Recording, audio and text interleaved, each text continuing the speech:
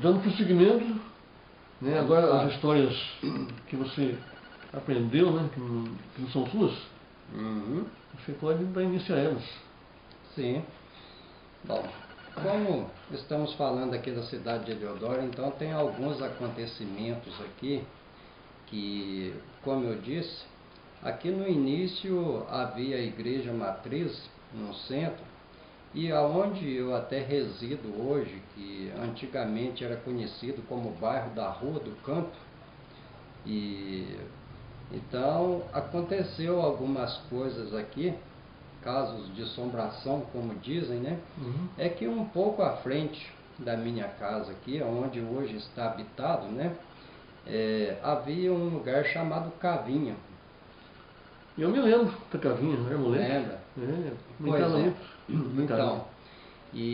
Então, digamos assim, não havia rua, não havia estrada, era praticamente um trilho, né? Onde as pessoas seguiam. E tinha um chafariz, você viu? Tinha um chafariz bem do lado de cima, né? Que era onde as pessoas também que não tinham água em casa, pegavam água nesse chafariz para poder atender às suas necessidades, né? E então havia essa cavinha. E nessa cavinha, além dela, um pouco mais à frente, moravam algumas pessoas e tinham, digamos assim, aquelas antigas casinhas de capim, né? Coberta com sapê, adobe, né? Que era uma espécie de tijolo feito caseiro, bastante rústico. Adobe. Acho que é adobe.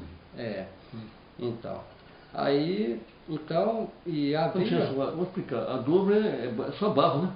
É barro misturado com capim, né? Misturava-se terra com o estrume de vaca, e tinha um capim também conhecido como vassoura de bruxa, que muita gente colocava no meio, era uma forma dele dar liga, né? E então era um tijolo caseiro, um barro preparado ali, que as pessoas faziam, digamos assim, as suas casinhas. Sem queimar, não tinha nada. Sim, ele era totalmente cru, né?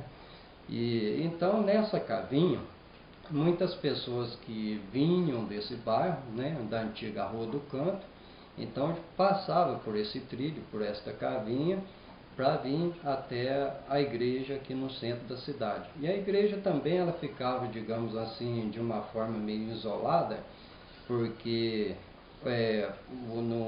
na retaguarda, né, digamos assim, atrás da igreja para cima, porque ela fica de frente ao centro da cidade, e atrás dela, na época, era pasto, capim, né? E então você tinha que andar mais ou menos por volta de uns 10 minutos, e logo acima o cemitério, né? Que então não tinha habitação. Eu tinha lá o tio Joaquim Peão, não sei se o senhor conheceu. Sim. E só estava animais dele lá, ele era peão, né? Então ele deixava lá para pasto. Isso. E havia muito aqui nesse nosso local, e esse capim que eu acabei de falar, que era o vassoura de bruxa, né? Outro chamava também cabeça de véia, né? Porque é um capim rosto, parece, tem mais ou menos assim o formato de cabelo, né? Embora um pouco grosso. Então as pessoas que passavam nessa antiga cavinha, e muitos vinham da rua, e alguns tomavam umas pingas e tal, aquelas coisas lá, então muita gente relatava que encontrava nessa cavinha pessoas que às vezes estavam gemendo, né? E então olhava existia uma parte sombria, porque muitas vezes até devido à lua estar clara, mas como a cavinha era um pouco profunda, havia ali uma certa sombra, né? E muitas pessoas relatavam que quando chegava na cavinha sentia o corpo arrepiar, o cabelo ficar armado, então dava aquela sensação ruim de passar pela cavinha. E só as pessoas que tinham muita necessidade mesmo, porque a maioria voltava para trás. Se pudesse, voltava para trás. Era assim uma energia ruim, né? Era uma sensação de medo muito ruim ao passar pelaquela cavinha, né?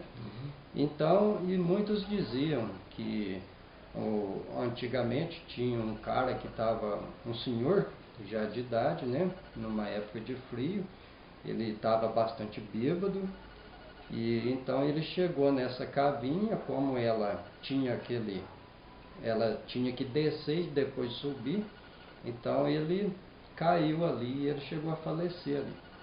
E as pessoas diziam, né, que era uma alma penada, ou seja, a alma daquele indivíduo que ficava ali porque não tinha encontrado, né, digamos assim, uma luz, um apoio. Então era o que as pessoas chamavam de alma penada, né, um dos casos dessa antiga cavinha. Ficava vagando por aí.